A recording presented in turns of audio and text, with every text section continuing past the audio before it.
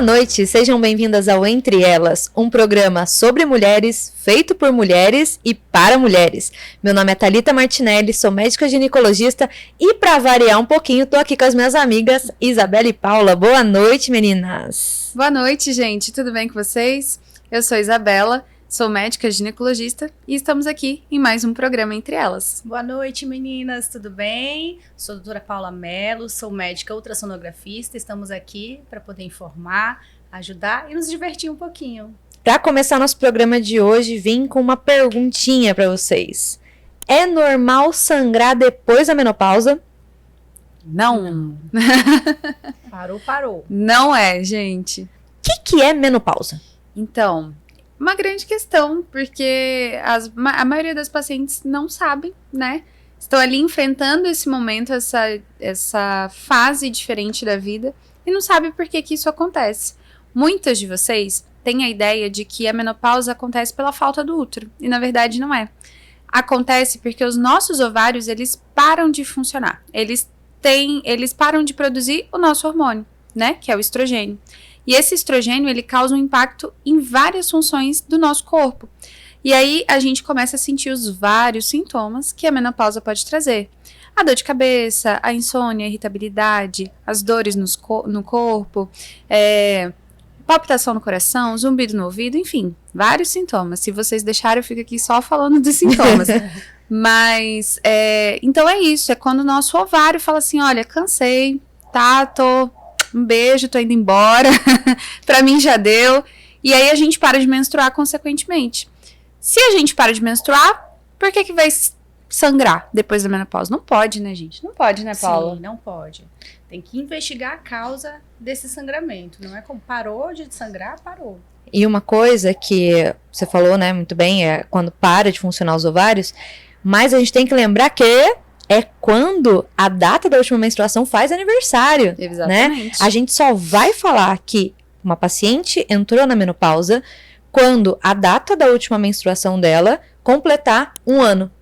Então, a gente só vai ter um diagnóstico de menopausa mesmo 1 ano depois que ela aconteceu. Então, depois que passou 1 ano sem menstruar, aí, pessoal, não dá mesmo. Não pode sangrar nunca mais. E quando sangra, tem que investigar. Quando a gente investiga, uma das primeiras coisas que a gente faz para investigar o porquê sangrou depois da menopausa tá ali na área da Paula, né? Pedir um ultrassom transvaginal. Exatamente. A gente tem alguns casos, né, no consultório de sangramento uterino pós-menopausa e é preocupante. Já recebi alguns pacientes da Thalita, da Isa e alguns outros que bem sério e que o que acontece? Alguma das causas é o câncer de endométrio. E ele começa a ficar espessado e a paciente começa a ter esse sangramento e não se sabe o motivo. E através do transvaginal, a gente consegue avaliar a espessura desse endométrio e ver se realmente tem essa causa. Semana passada, né, Paula, eu te encaminhei uma paciente, um caso triste, né? Uma paciente que nunca tinha frequentado o ginecologista, nunca tinha ido ao ginecologista. Nem a nenhum médico. Nem a nenhum médico, né? Ela falou que fazia mais de 10 anos que ela não ia ao médico e ela começou com um sangramento intenso depois que ela já tinha entrado na menopausa e no final a gente teve um diagnóstico triste, né, de câncer de endométrio. Mas câncer de endométrio é uma das possibilidades. A gente já falou um pouquinho aqui o que é o endométrio, mas vou aproveitar novamente pra gente falar o que é, né? Me ajuda aí, Isa, por favor. Gente, o endométrio é aquela camada de dentro do útero que cresce e que no final do mês ela sai na menstruação, tá? Então, essa é a camada que fica ali dentro do útero e que causa tudo isso. E como você disse, se a gente não tem mais funcionamento do ovário, se a gente não tem mais hormônio, por que essa camadinha de dentro do útero está crescendo? Né? Então, a primeira coisa que a gente pensa, como a Paula já falou, é no espessamento endometrial, né? Por que está crescendo aí esse endométrio se não tem mais hormônio? É uma das causas e, na maioria das vezes, é algo benigno, né? A principal causa de sangramento depois da menopausa não é câncer, né? É, na verdade, a falta ali dessa camadinha de dentro do útero que fica muito instável esse endométrio e ela acaba sangrando. Isso a gente chama de atrofia endometrial, é a principal causa. Mas não pode esquecer de jeito nenhum que uma possibilidade é sim câncer. Então, quando a gente precisa fazer esse diagnóstico diferencial, né, que a gente chama de diagnóstico diferencial, a gente faz através de uma biópsia do endométrio. Isso pode ser feito no consultório médico, pode ser feito, né, o que a gente tem de melhor, o mais moderno, que a gente tem de melhor tratamento é a esteroscopia, que a gente entra com uma câmera dentro do colo do útero e a gente consegue fazer uma biópsia. E a gente, consequentemente, também, além do resultado da biópsia, a gente vê o útero por dentro. Então, a gente já consegue ter uma ideia. Poxa, isso aqui tem cara de algo maligno, tem cara de benigno. Então, só de fazer a esteroscopia, a gente já tem uma ideia. A esteroscopia é como se fosse uma câmerazinha que vai entrar dentro do colo do útero e vocês conseguem visualizar exatamente o que está acontecendo ali. Perfeito, é isso aí. Por exemplo, se no meu exame do ultrassom eu consigo ver ou um espessamento ou uma atrofia desse endométrio, ou às vezes até um pólipo, que é uma causa de sangramento, mas, né, antes da menopausa, né? Pós-menopausa também. Pós-menopausa pode. Também, não né? é tão incomum, não. E às vezes a gente olha aquele nódulozinho no endométrio e como a gente não vê a olho nu, eu vejo no exame. E se às vezes, dependendo do formato do útero, tem várias possibilidades da gente não conseguir visualizar tão bem. Uhum. Então eu sempre peço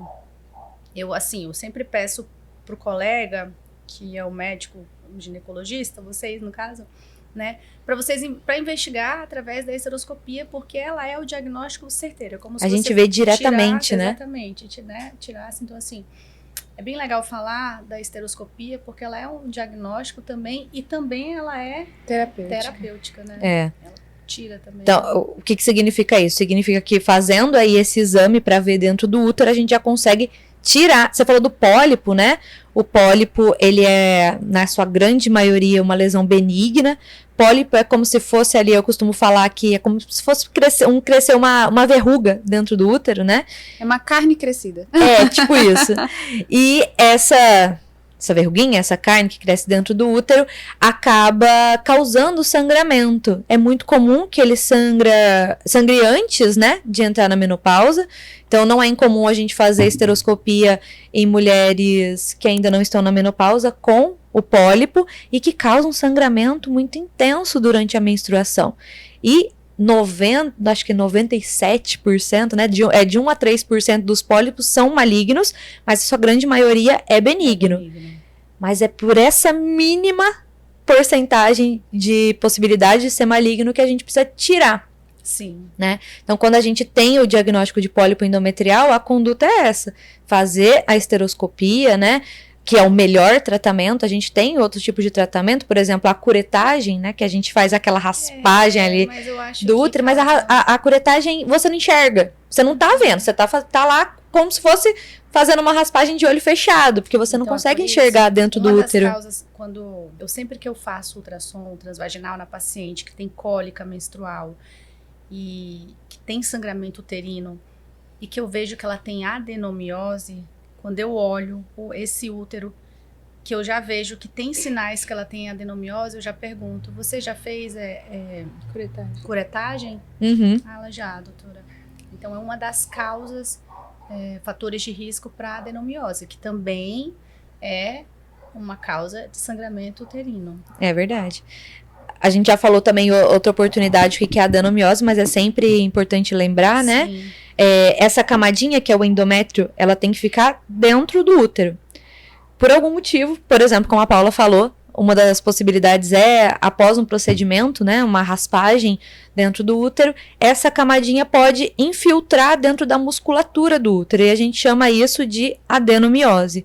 E a adenomiose pode causar um sangramento mais intenso, principalmente durante o período menstrual, e também causar muita dor, né, causar dor intensa durante a menstruação. Sim. Eu queria até te perguntar, eu tô vendo adenomiose em pacientes que não tiveram filhos, nem fizeram curetagem. E eu vejo e falo, gente, não é possível. Pois é. Mas é possível. É possível e é o mistério que a gente quer descobrir também, Paula. Então, vai ter algum artigo, a gente vai para a Europa, a gente vai atrás de saber.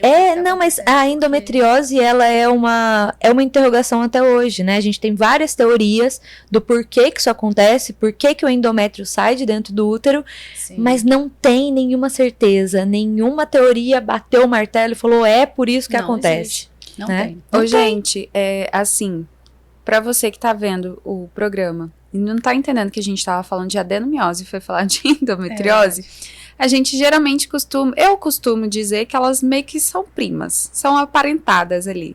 Porque as duas doenças, a gente tá falando ali daquela camada de dentro que é o endométrio. Então, se a endometriose é justamente, eu vou dizer, esse endométrio que fica andando ali e vai para lugares fora do útero, a adenomiose é quando ele infiltra para dentro desse útero. Então, a causa pode ser bem semelhante. Só que como a gente não conhece até hoje, então por isso que é um grande mistério. É isso aí. Então, desculpa. Não, a gente fica assim, né, gente? Ela fala você. Então, algumas causas assim, o sangramento uterino, ele acontece por várias causas, né? Então, a Thalita já falou no pós-menopausa. O câncer de colo de útero pode causar um sangramento? Ele pode causar um sangramento, mais comum, sangramento depois da relação sexual, tá? E outro sinal também que pode ter lesão no colo do útero, mas já são aquelas lesões mais avançadas, é um corrimento com odor ruim. Então, com um corrimento com cheiro ruim também pode ser um sinal de lesão no colo do útero, mas a lesão do colo do útero, quando ela dá esse tipo de sintoma, o sangramento depois da relação e esse corrimento com odor ruim, são aquelas lesões que já estão muito avançadas. Na sua grande maioria, não tem sintoma. Pólipo cervical, ele pode causar sangramento pós-relação sexual? Pode também. O pólipo cervical, né? O que é o pólipo cervical? Aquele pólipo que tá ali no colo do útero, né? Que ele fica para fora do útero. A maioria dos pólipos fica dentro, né? Que você consegue ver no ultrassom e a gente consegue tirar o pólipo com a esteroscopia. Mas o pólipo cervical, aquele que fica no colo do útero, também pode causar sangramento depois da relação sexual. Até sem ter relação, ele pode ter sangramento. E a conduta é a mesma, né? Retirar, mandar para biópsia, pólipo benigno, tá tudo certo, vida que segue. Mas outra causa, Paula, que a gente começou a falar, mas a gente não foi muito a fundo, é o que a gente chama de hiperplasia endometrial, que a gente tem que descobrir o porquê que essa camadinha de dentro do útero começa a ficar espessada. Então, assim, se não tem hormônio, o endométrio tinha que ficar bem fininho. Sim. Por que começa a crescer? Né? Uma das causas de aumento do endométrio depois da menopausa é a reposição hormonal na dosagem errada, né? Na dosagem errada. Na dosagem errada. Ou, por exemplo, quando você não associa um protetor do endométrio. Porque quando a gente tem útero, a reposição hormonal, ela nunca pode ser só com um hormônio, que no caso é o estrogênio, né? Que a Isa estava falando. Tem que sempre usar o protetor. O protetor é a progesterona, tá? E uma coisa que não é incomum de achar é uma das vias mais comuns de administração de hormônio hoje é a transdérmica, aquele creminho que passa ali na coxa na hora de dormir, geralmente, de estrogênio e progesterona. Mas a progesterona transdérmica não é absorvida pelo nosso organismo. Então, a reposição hormonal a gente faz sim e ajuda muitas mulheres, mas é importante passar o estrogênio transdérmico, então estrogênio no creminho, e a progesterona tem que ser tomada via oral. Tem algum nome para você falar para quem tá ouvindo? Um nome de remédio, que às vezes a gente fala o hormônio, mas às vezes não é associado à medicação. Algum que você possa passar que seja estrogênio, claro, que elas têm que fazer a consulta, mas um que é estrogênio, só estrogênio, tem algum nome? Algum que é mais usado, mais utilizado, ou não tem? Daí seriam os nomes comerciais, né? Mas o estrogênio que a gente usa transdérmico, geralmente pode mandar manipular, né? Mas é estrogênio mesmo. Estrogênio, estradiol, estriol, são nomes do estrogênio. Agora, quando a gente tá falando de nomes assim que a gente compra na farmácia, aí são os nomes comerciais, né? E a progesterona é basicamente a mesma coisa, a grande maioria manda manipular, mas tem que lembrar que a progesterona que passa na perna, ela não é absorvida. Não e isso por que pode... passam? Aí, Paula, aí... Também não sabemos. Tá aí a questão, né? Mas a gente tem estudos que mostram que para proteção do endométrio tem que ser a progesterona via oral, né? Porque daí sim a gente pode micronizada, né? A gente pode ter o aumento ali da proliferação daquele endométrio e pode causar o sangramento depois da menopausa. Eu já tive uma paciente chegou pra mim e falou: doutora, eu comecei minha reposição hormonal, ela fez o uso da progesterona, mas fez só por um tempo. E aí ela veio com sangramento. Ela falou, mas eu tô sangrando, isso não tá normal, eu tô preocupada. Todo mundo já tem aquele grande medo, né, de usar ali a reposição hormonal. Nossa, isso vai me dar um câncer, isso vai me dar alguma coisa, né? E eu falei pra ela, tá, mas me conta, como é que você tá usando isso? Ela, não, doutora, eu tô usando esse aqui. Eu falei, mas e o outro? Ela, o outro eu só usei por tanto tempo. Eu falei, não, você tem que continuar, é por isso que você tá sangrando. É que, Paula, o que melhora esses sintomas que a gente falou da menopausa é o estrogênio. É ele que melhora os sintomas. A progesterona em si, ela é para proteção do endométrio, mas ela não melhora os sintomas da menopausa. Então, muitas mulheres acabam abandonando o uso da progesterona porque com ela ou sem ela, ela não tá fazendo muita diferença ali. É o estrogênio que faz melhorar os sintomas. Perfeito. Então, o estrogênio melhora os sintomas e a progesterona vai proteger né, o endométrio para que ele não espesse, para que ele não cresça e possa vir a causar um sangramento ou virar alguma coisa pior, né? Exatamente. Mas aí que fica sempre o alerta. Sangrou depois que parou de menstruar, não interessa, pode ser a causa benigna, pode ser o erro da reposição hormonal, pode ser a atrofia, né, que é a principal causa, mas a gente sempre tem que excluir câncer de endométrio, sempre. Então, sangrou depois da menopausa, tem que fazer uma biópsia desse endométrio. Como eu já te falei, tem várias opções, mas a melhor opção é fazer a esteroscopia e com biópsia desse endométrio, porque daí sim, feita a biópsia, viu que não é câncer, aí a gente fica mais tranquilo. Então, por exemplo, a hiperplasia, desculpa te interromper, a hiperplasia endometrial, que pode ser causada por excesso de estrogênio, a gente pode usar a progesterona. A hiperplasia endometrial, inclusive, a gente pode usar um DIU. Mesmo daí não tem nada a ver com contracepção.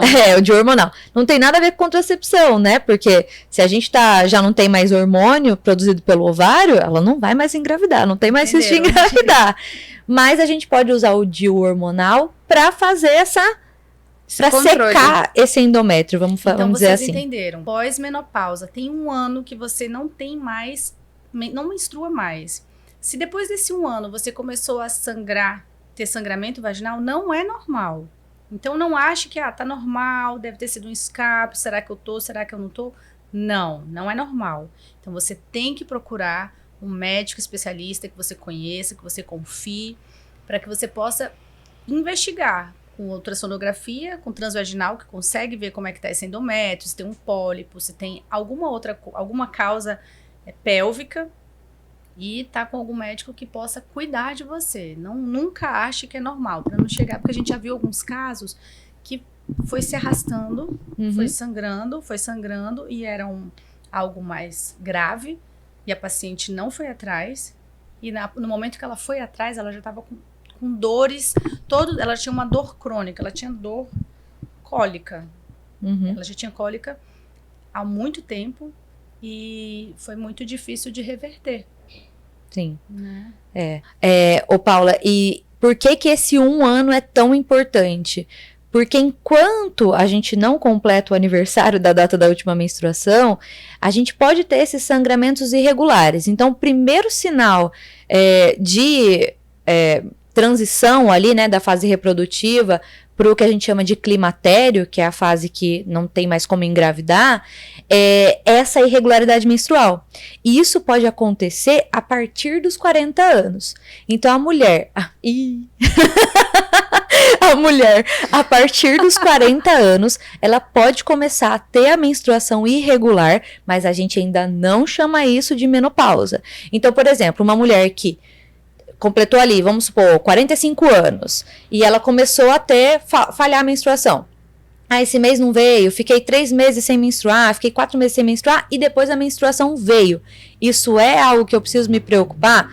Por enquanto, ainda não. O ideal é procurar, sim, o ginecologista, até pra gente ver se é mesmo a transição ali, né, da fase reprodutiva pro climatério, mas, no geral, não é algo que precisa se preocupar tanto. Agora, sim, quando fez 1 ano, não pode sangrar nunca mais. Nunca mais, certo? Importantíssimo, viu? Então, fiquem atentas, viu? Só pra finalizar, então, essa parte de... Pensando em hiperplasia endometrial, em câncer de endométrio, primeiro exame que a gente precisa... A gente já falou da esteroscopia, que é o melhor, né? Que é o que a gente consegue enxergar dentro do útero, mas o primeiro exame tá ali com a minha amiga Paula.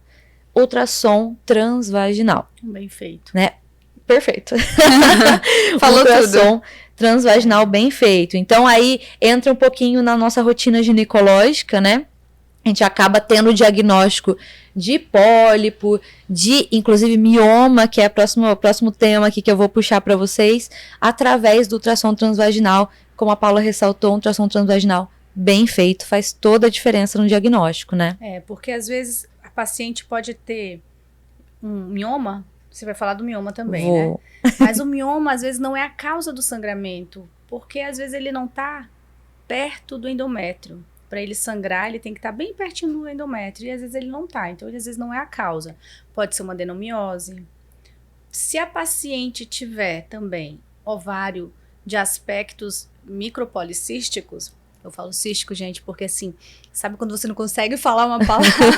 É que a palavra é muito longa também, né? Quase Dá paralelepípedo. Dá uma embolada na hora de falar.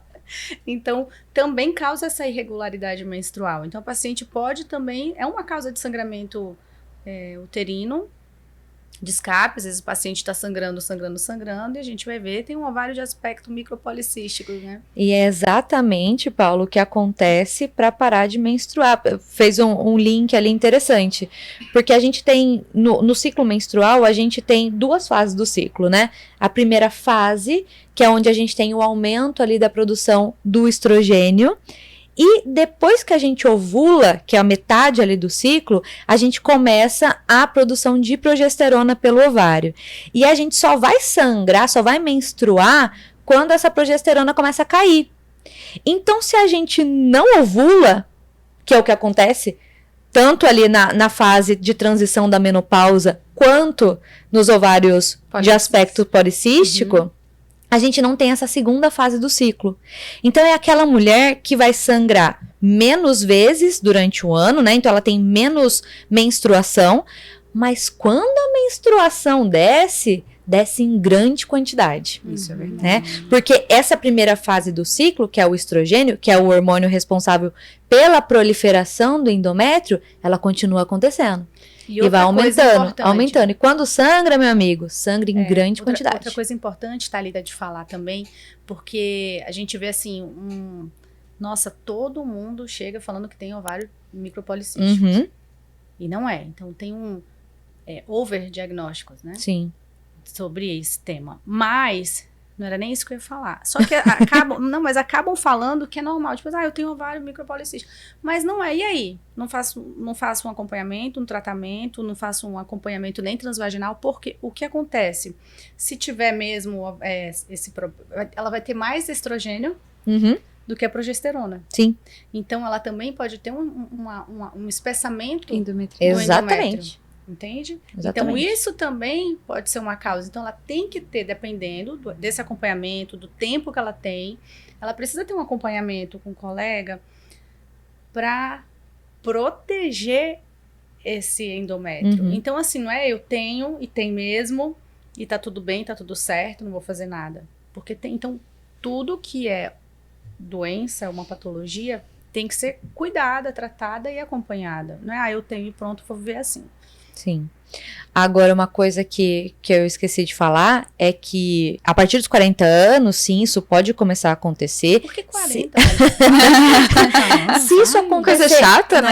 antes dos 40 anos, Gente, é porque eu tenho. É isso que eu tô falando. a gente tem que investigar a menopausa precoce, né? Isso só acontece, isso é normal de acontecer a partir dos 40 anos. Antes não é normal, então a gente precisa investigar quando para de menstruar antes de 40 anos. Mas uma coisa que acontece para falhar a menstruação e que quando a gente tem um sangramento é sempre, mas quando eu digo sempre é 100% das vezes a gente tem que excluir é gestação. Nossa, verdade. Porque o que acontece? Começa a ficar irregular ali a menstruação, começa a ficar próximo dos 40, 45, 50 anos, e a mulher tem aquela sensação de que ela não pode mais engravidar. E isso não é verdade. Isso não é verdade. Enquanto você não entrar na menopausa, você pode engravidar, viu? Então, começou a ficar irregular, eu falei que não é para se preocupar tanto, mas a gente não se preocupa tanto com as causas de sangramento anormal, Justo. né? Depois que para de menstruar. Agora, se ainda não completou um ano e ela começou a ter falha da menstruação, né? Ela começou a ter sangramento irregular, primeira coisa que a gente vai excluir é gestação. Porque ela Lembrando tá que ovulando ainda. não Com tem, certeza. a gente falou isso no nosso primeiro episódio, não existe método contraceptivo 100% seguro. A única coisa que a gente vai considerar 100% seguro é se não tiver tendo relação. Aí se não tem relação, se tiver em abstinência sexual, aí a gente não precisa pedir beta, mas eu sempre peço. Eu sempre peço. Não tem aquele negócio de sentar também no ônibus, no qualquer Isso aí é historinha pra boi dormir.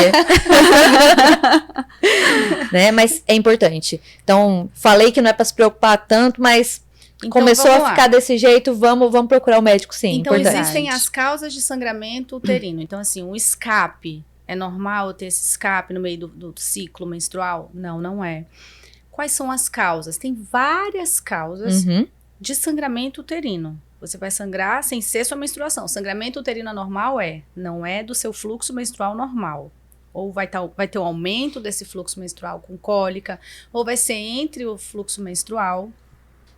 Existem as causas que são pélvicas, que seria o pólipo, que a gente consegue ver no ultrassom, seria um mioma, seria adenomiose, também é uma causa. O que mais, gente, que eu esqueci? Ovário micropolicístico. Ovário Olha aí, tá vendo? microcístico, Ovários micropolicísticos. endometriose, pode ser algum problema de coagulação. Aí já vai para essa parte do eixo hipotálamo, Isso. hipófise. A gente tem, na verdade, Mas a essas gente... causas que a gente vê aqui, que aí É é o que eu que vejo. quando a gente fala de sangramento, a gente tem dois caminhos a seguir. Ou é uma alteração hormonal, Exato. ou é Estrutural. uma alteração estrutural. Estrutural. Então, o que é uma alteração estrutural? Quando algo cresce anormal dentro do útero. Que não faz parte do seu Exatamente. corpo. Que aí, né? nesse caso, Não é o seu entraria mioma, né? pólipo, mioma, adenomiose. Exatamente. É estrutural porque é no útero. Agora, as partes hormonais, a gente tem outras coisas, né? A gente tem as causas ovarianas, porque é o ovário que produz os nossos hormônios. A gente pode ter causa hipotalâmica ou hipofisária, que são duas glândulas lá da nossa cabeça que liberam a maioria dos nossos hormônios também. Então, assim, a parte hormonal a gente avalia por outro lado. Sim. E é avaliado também. Primeiro vai descartando algumas causas estruturais e depois vai sendo investigado as causas que não são estruturais, que são hormonais. Mas tem que ir atrás, não é normal. Sempre lembrar, gente, sempre lembrar. Se tem o teu corpo, ele tem que funcionar. O normal é você ter um ciclo regular. Isso é o normal. Uhum. Saiu do normal, você tem que ficar atenta e tem que procurar ajuda. Tem que procurar um especialista, tem que procurar investigar o que está acontecendo com o seu corpo. Mas, por favor, não deixem de se cuidar. Esse programa Mas sabe uma coisa que você especial. falou? Sim. A gente só sabe também, Paulo, o que é anormal Quando quando a gente sabe o que é o nosso normal. Perfeito. Então, se a gente não tem uma rotina ginecológica, né? Eu falo rotina ginecológica, Sim, mas assim, uma ué. rotina de cuidado, pelo menos anual, eu diria que anual é o ideal. Fazer uma rotina pelo menos anual, você não sabe o que é o normal do seu corpo. Exato. Outra coisa. Eu recebo. A tireoide também, né? Também. A tireoide é alterada. E assim, o que eu vejo? Mas a Muitas tireoide pessoas- alterada geralmente faz o contrário. Em vez dela aumentar o sangramento, ela corta o sangramento. Independente de ser hiper ou hipo? Na verdade, o que mais acontece é o hipo, né? O hipotireoidismo, quando ele tá descompensado, a mulher pode parar de menstruar por causa disso. Ela Aí a engorda, gente pode- entra nas causas hormonais. Sim. Que a gente vai ver aqueles hormônios lá da hipófise, que também é secretado para tireoide, para as adrenais, para vários outros lugares. Perfeito. E uma coisa muito legal que a gente, assim, meio que pincelou por cima, que você falou do normal e você falou de ciclo menstrual regular. Você sabe o que é um ciclo menstrual regular? Nossa, é verdade. Né? Eu dou aula, né? Já a gente já falou isso aqui Legal, algumas vezes. né? E quando eu tô dando aula de ciclo menstrual, eu falo assim, ó. Sai agora aqui na rua. Sai agora, vamos ali, vamos encontrar 10 mulheres. Eu tenho certeza que 9 entre as 10 mulheres que a gente perguntar vai falar que tem um ciclo menstrual irregular. E muitas vezes não é verdade. Lógico que tem as mulheres que têm sim ciclo menstrual irregular. Por exemplo, os ovários micropolicísticos podem fazer a irregularidade. Os problemas na tireoide também podem. Mas a maioria dos ciclos são regulares. Se a mulher não menstrua todo mês, no mesmo dia, isso não significa que o ciclo dela não é regular. Então ela pode menstruar 3 dias depois. Só que hoje o que é legal? Elas têm um aplicativo, né? Isso é no maravilhoso. Quando abre o celular e fala, peraí, deixa eu ver, eu já fico, ai, que delícia, que bom. Porque eu você falo, não, normal, fica tranquila, eu também sou assim. Mas o aplicativo realmente ajuda demais. Porque assim, eu não sei vocês, mas eu não lembro o que eu almocei ontem. Também. Eu? Não lembro nem que eu almocei hoje. Agora você imagina lembrar que dia que eu menstruei mês passado. Não, e olha, quando eu engravidei do Thales, meu primeiro filho, eu lembro que na época, né, a minha obstetra, que era a doutora Rita, perguntou qual foi o dia da sua última menstruação, gente. Ai, Paula, que vergonha. Pra mim, eu falei, sabe Deus. não sei, gente. Naquela época não tinha nenhum aplicativo de celular. Eu não sei nem o nome deles, mas deve ter lá alguns apps. Tem que eu não vários. tenho. Acho que é tem bem legal muitos. você acompanhar o seu ciclo. Eu saber mesmo o que- tenho um. Sabe por quê? Vou tirar um pouco do gancho aqui dos sangramentos, mas o que é legal? Porque no ciclo menstrual, a mulher, sabe aquela mulher de fases, que existe até uma música, você vai se conhecendo mais ainda, porque você vai mudando seu humor, entende? Então, às vezes você vai estar mais animada, ou você pode estar mais quietinha, vai estar querendo matar alguém. Ou às vezes tá com aquela dor na mama, que você fala, meu Deus, o que será? Será que eu fui na academia? Tá tão sensível? Daí, 2 dias depois, desce a menstruação. Ou então vai estar mais inchada, vai estar com mais dor de cabeça. Tudo isso é muito legal porque, assim, pelo menos no meu aplicativo, vem falando, ele vem mostrando, ó, hoje você pode sentir tal coisa. E é muito legal. Hoje, esses aplicativos têm muitos artigos, tem muitas coisinhas. Eu tenho uma assistente virtual que conversa com você. Então, é legal porque vai te orientando ali um pouquinho todo dia. Não é uma consulta ginecológica, tá, gente? É Só uma pra deixar informação, bem né? claro.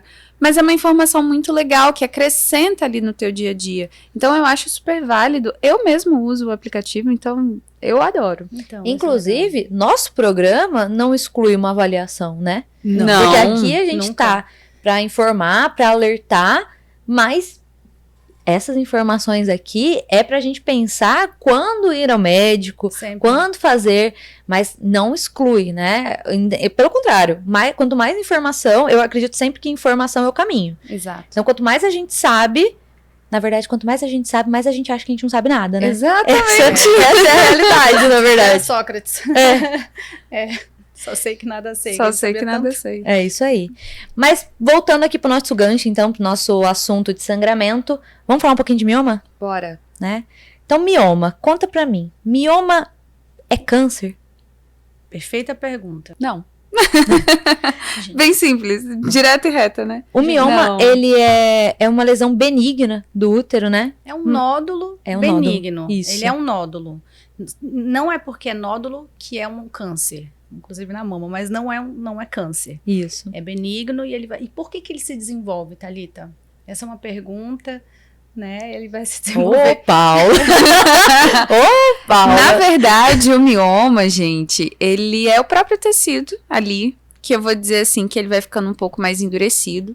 Isso acontece também pelo próprio hormônio nosso. O nosso corpo produz isso, que é o estrogênio. Então, por que ele aparece? Porque ele aparece. É simples assim. Não tem uma explicação exata do que... uma pessoa vai ter mais, vai ter menos. Tem uma condição familiar. A gente não sabe precisar ainda, né? Porque isso não existe em nenhuma literatura. Mas ele acontece e ele, na maioria das vezes, é benigno. É o próprio tecido ali que vai ficando endurecido e forma esse nódulo, tá? Mas isso é muito comum, né? A maioria das mulheres hoje tem um mioma ali, né? E ele é uma causa de sangramento, é uma causa de peso, dependendo um peso na pelve, também é a causa, porque dependendo do tamanho, e assim, tem miomas que vocês não precisam ficar preocupadas. Ai, meu Deus, eu Paula, tenho então mioma. fala aí pra gente. É todo mioma que vai sangrar? Então, gente, não é.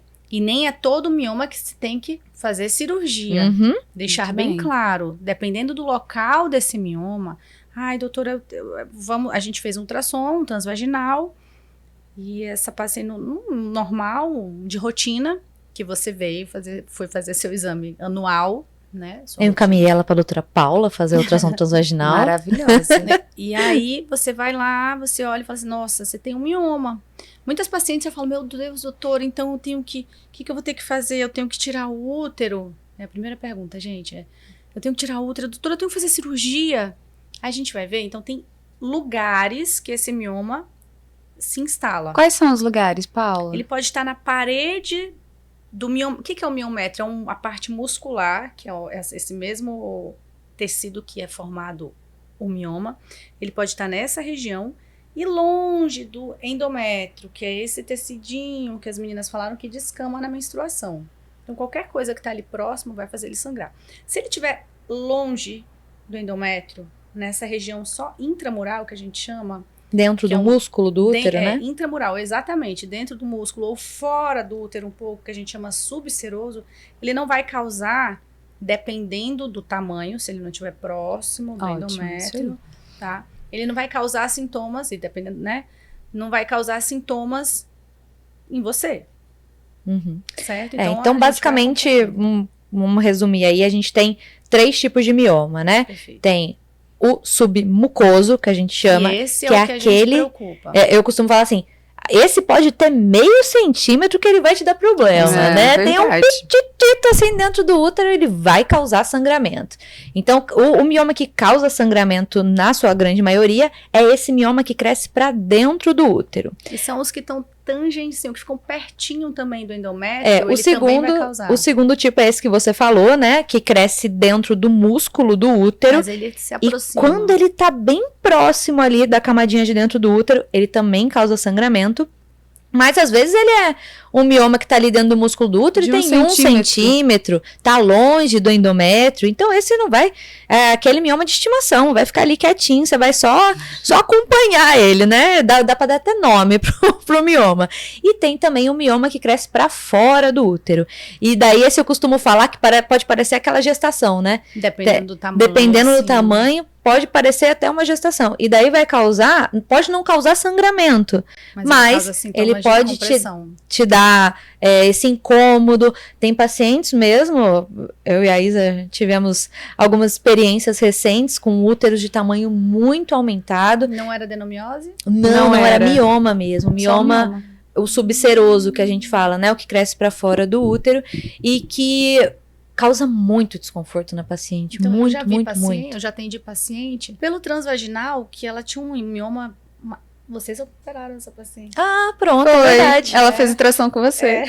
Então, ela tinha um mioma bem grande. Nesse caso, ele não era no endométrio, mas ele era muito grande. Ela estava até com uma barriguinha mesmo, um pouquinho maior, por conta do mioma.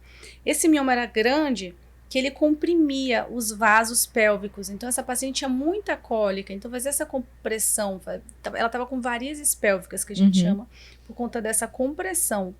Ela comprimia o útero e comprimia alguns órgãos pélvicos. E as meninas operaram e essa paciente está super bem. Hoje ela tá Sim. super bem. Legal. E outra coisa importante que você falou, a gente operou ela, mas a gente não tirou o útero. Não, a gente tirou o Porque ela é mioma. jovem, né? Nem sempre a cirurgia do mioma é a retirada do útero. Isso é importante, tá? Assim, ainda mais uma paciente jovem, às vezes me dá uma raiva. Por quê? E aí ela chegou pra mim, doutora, é melhor eu tirar esse útero. Eu falei, minha amiga, não tire seu útero. É seu útero. Não precisa você retirar. Vai tirar só essa lesão. Vai tirar só esse mioma e tá tudo certo. Conserve. Quanto mais conservador, mas eu melhor. não sei se eu gostei dessa sua frase. Sabe por quê?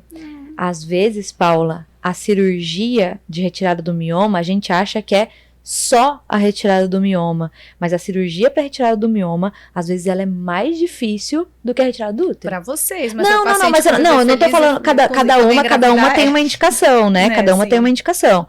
Então, por exemplo, uma paciente que já teve filhos, que já fez laqueadura, que tem um útero muito volumoso por causa de mioma, às vezes a gente não indica a retirada do mioma porque é uma cirurgia que sangra mais, que pode ter mais complicação, às vezes, do que a retirada do útero, né? Então, todo caso tem que ser avaliado. Muitas vezes a gente vai realmente tirar o mioma. Eu só não gosto de falar só retirar o mioma, porque sim, é uma cirurgia complexa. Sim, não falei que não é não.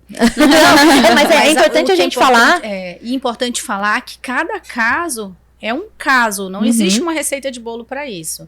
Mas que o mioma causa sangramento, é uma das causas de sangramento uterino anormal. Talvez, então eu diria que uma das principais causas. Uma das Com causas mais certeza. comuns, Também, né? O pólipo.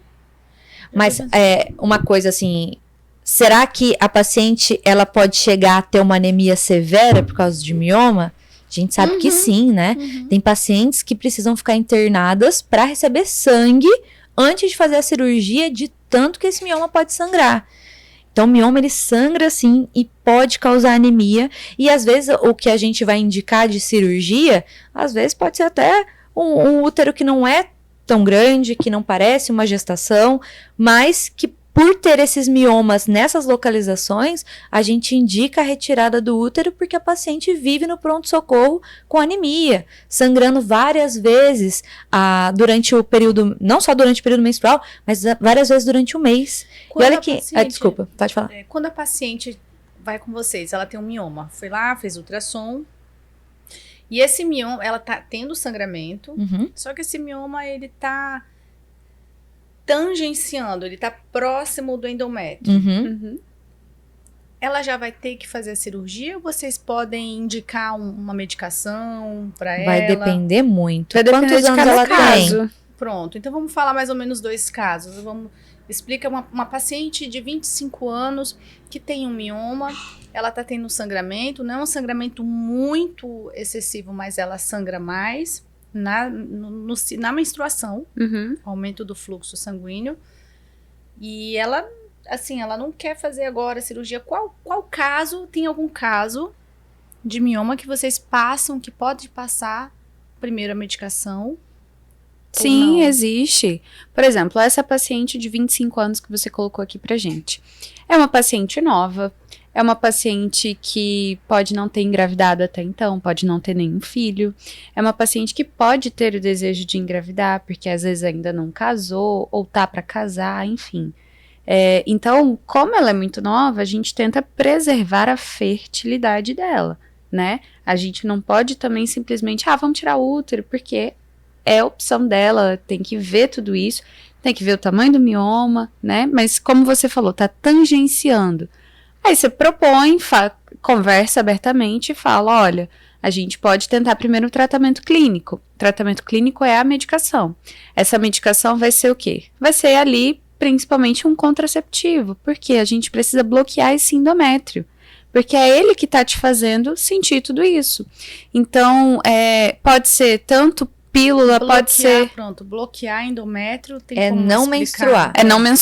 Não menstruar, tá, gente? Bloquear endométrio é não menstruar. você vai entrar no que a gente chama de amenorreia. Então, a gente vai usar algum contraceptivo. Esse contraceptivo pode ser vários chips, pode ser pílula, pode ser Implanon, pode ser DIU hormonal, mas tem que ter hormônio, tá? Porque o bloquear não tem como ser sem hormônio. Isso a gente tá falando do mioma que não abaula o endométrio. Ele tá? só tangencia. Porque o mioma que ele abaula o endométrio, ele é cirúrgico. Ele é cirúrgico. Agora, se ele não abaula, um dos métodos que a gente costuma usar é o dispositivo intrauterino também, que segura muito o sangramento dessa mulher. Mas se tiver mioma crescendo para dentro do útero, não vai adiantar nada. Primeiro que você tem uma contraindicação, né? A gente não pode, tudo que abaula o endométrio, a gente não pode colocar nenhum dispositivo intrauterino, hormonal. Por isso que é importante também, antes dessa paciente, eu quero colocar o DIU. Ela tem que fazer um transvaginal. Ela precisa. Primeiro para saber se o útero é antivertido, retrovertido, se é médio vertido, né? As medidas desse útero também é importante. E ver se tem algo dentro desse endométrio, porque eu já atendi paciente que tinha pólipo, não foi identificado esse pólipo. Uhum. E assim, tentavam colocar o DIU. O DIU não ficava na posição correta. Não ficava na posição correta. Sim. Então, essa paciente sofreu um pouquinho. Uhum. Aí ela já foi, aí já vimos que ela tinha um pólipo, que também é uma causa de sangramento uterino, e ele fica dentro do endométrio, esse no caso, e ela estava sangrando. Mas, por exemplo, se fosse uma paciente mais velha, que já tivesse ali filhos, que já tenha tido uma laqueadura, enfim, todas essas outras causas. Essas outras condições, na verdade. Então, essa paciente se beneficiaria da retirada? Com certeza. Assim, lógico que você vai consultar, falar com ela. Preservando os ovários. Preservando os ovários sempre. Por quê, meninas? Porque senão ela vai entrar na menopausa. E a menopausa pode causar sintomas. Pode causar vários sintomas, legais. aqueles vários que eu falei aqui no início do episódio. Então, assim, a gente tem que, quando a gente tá falando de mioma, a gente precisa ver, primeiro, aonde tá esse mioma, se tem ali algum tratamento que a gente pode fazer clínico, lembrando que, assim, isso que a gente tá falando de tratamento clínico para mioma, não vai fazer sumir mioma, tá? Não vai faz. fazer sumir, não tem não tem medicamento que faça sumir mioma. Só controla o sintoma. Né? A gente vai controlar esse sangramento intenso que ela tem. Pode ser que controle, é uma tentativa. Agora, se esse mioma é muito grande, ou se cresce para dentro do útero, não vai parar com medicação, não vai. Tem que fazer tratamento cirúrgico. E muitas vezes não é retirar o útero, às vezes é retirar o mioma. Inclusive, dá pra gente tirar mioma pela esteroscopia. A gente consegue entrar dentro do útero com a câmera e a gente tem uma alcinha, né, que a gente vai comendo o mioma. Vai fazendo ali vários fragmentos do mioma e a gente consegue tirar pela esteroscopia. Então, é um procedimento muito menos invasivo.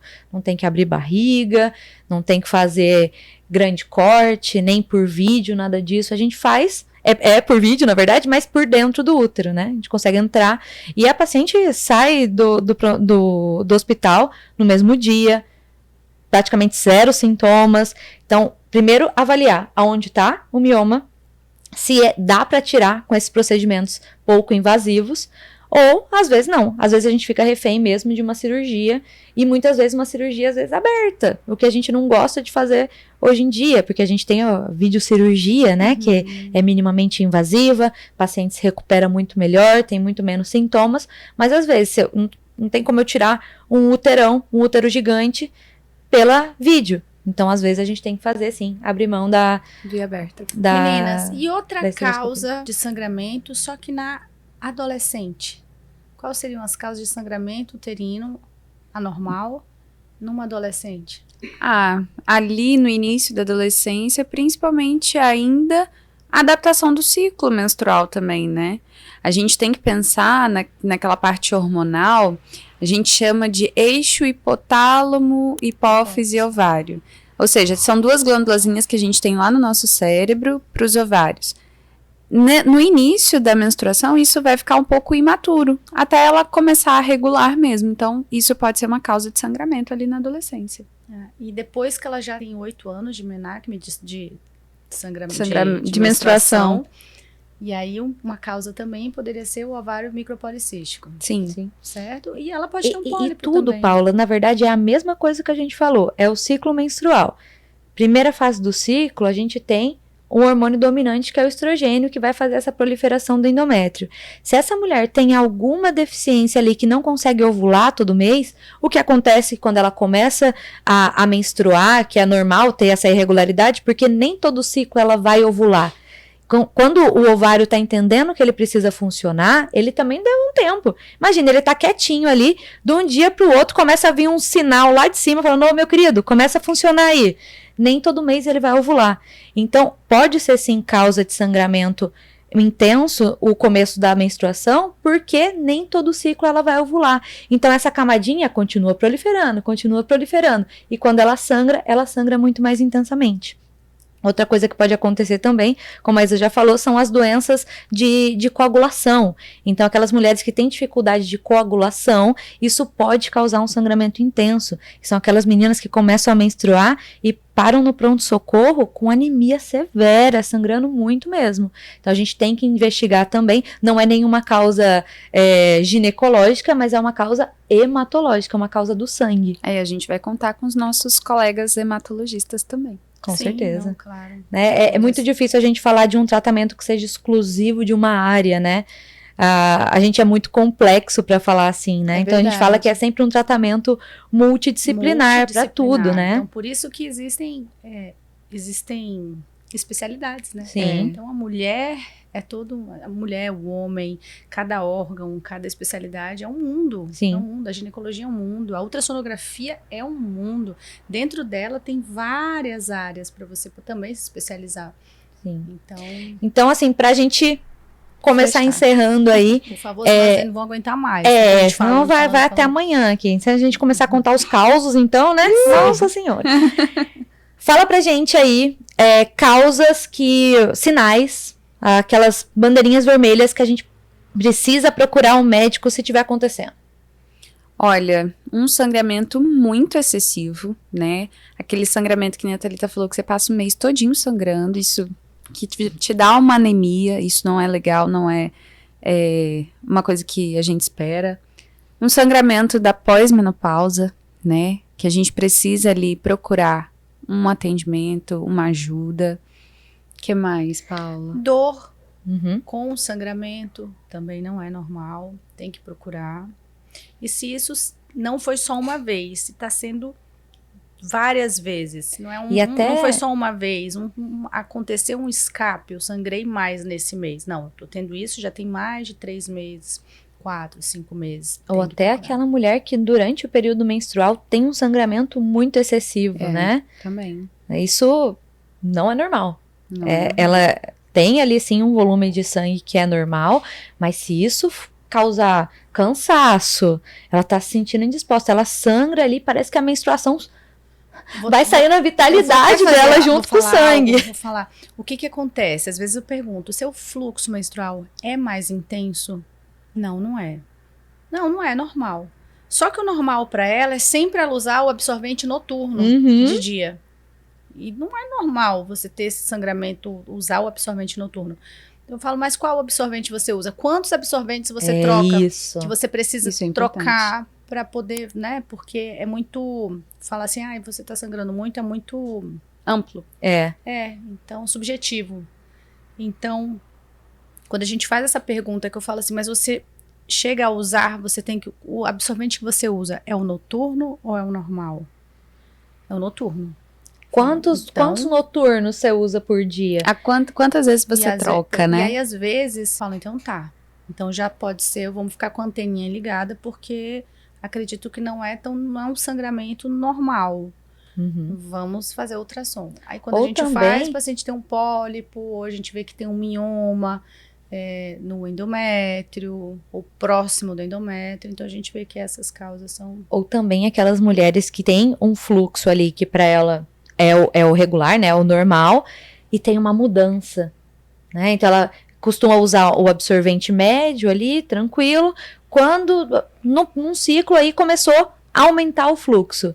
Se aquilo para ela não era o normal, Né? Por isso que é tão importante a gente saber o que é o nosso normal. Porque quando a gente tem essa mudança também de fluxo menstrual, isso acontece. Essa semana mesmo, eu atendi uma paciente na segunda-feira, que ela me falou assim, doutora, minha menstruação foi sempre 3 dias ali, um fluxo moderado, não era nada absurdo, e agora eu tô usando 3 pacotes de absorvente noturno no período menstrual. Eu falei, opa, Nossa. mudou o padrão dela. Então foi isso que levou ela a procurar, e no caso ela tinha mesmo um mioma que abaulava ali o endométrio. Então o mioma, como a gente já falou, é algo benigno, é algo que não, a gente não precisa se preocupar ali com câncer, mas a gente tem que se preocupar sim quando tem um sangramento excessivo. Isso pode levar à anemia e sim, pode ter risco de vida.